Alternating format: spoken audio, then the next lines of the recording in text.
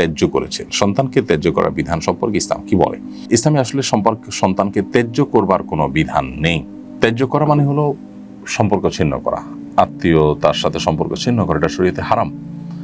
কোনো অজুহাতে, কোনো যুক্তিতে, কোনো কারণেই সম্পর্ককে ছিন্ন করা, বিশেষ করে রক্ত সম্পর্কে ছিন্ন করার কোনো সুযোগ নেই। সে ভিডিওটা আমাদেরও দেখার সুযোগ হয়েছে, আমরাও দেখেছি যে বাবা এবং মেয়ে দুজনেই সানন্দে এবং স্বেচ্ছায় একে অন্যকে ত্যাগ করে চলে যাচ্ছেন। এর চেয়ে দুর্ভাগ্যজনক আর কিছু নেই। তাদেরকে আমরা অনুরোধ করবো তারা যেন আল্লাহকে ভয় করেন, নিজের ইগো, নিজের জেদ, নিজের খেদ, এই সব কিছুকে আল্লাহর নির্দেশের সামনে কোরবানি করে দেন। তাহলে সেক্ষেত্রে দিন শেষে তারা মুসলমান হয়ে উঠতে পারবেন এবং সত্যিকারের যে আত্মসমর্পণকারী সেটা হওয়ার সুযোগ হবে তখন। এই জন্য এই বিষয়টাতে আমাদের খুব বেশি মনোযোগ দেওয়া উচিত, আমরা যাতে কোনোভাবেই আল্লাহর বিধানের বাইরে গিয়ে নিজেদের ইগোকে প্রাধান্য না দিই। এবং এভাবে যদি ত্যায্য করেও শরীরের দৃষ্টিকোণ থেকে এটার কোনো ভ্যালু থাকবে না। এখন প্রশ্ন হলো, একটা মেয়ে খারাপ পথে চলে গেছে, একটা ছেলে খারাপ পথে চলে গেছে, তাকে শাসন করা যাবে না?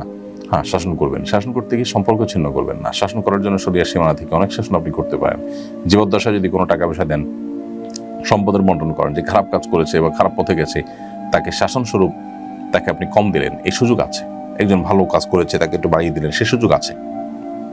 অতএব আপনি সে সমস্ত পথগুলো অবলম্বন করতে পারেন, কিন্তু তাকে ত্যায্য করে, আত্মীয়তার সম্পর্ক ছিন্ন করে আপনার এই জেদ মেটাবার সুযোগ কিন্তু নেই।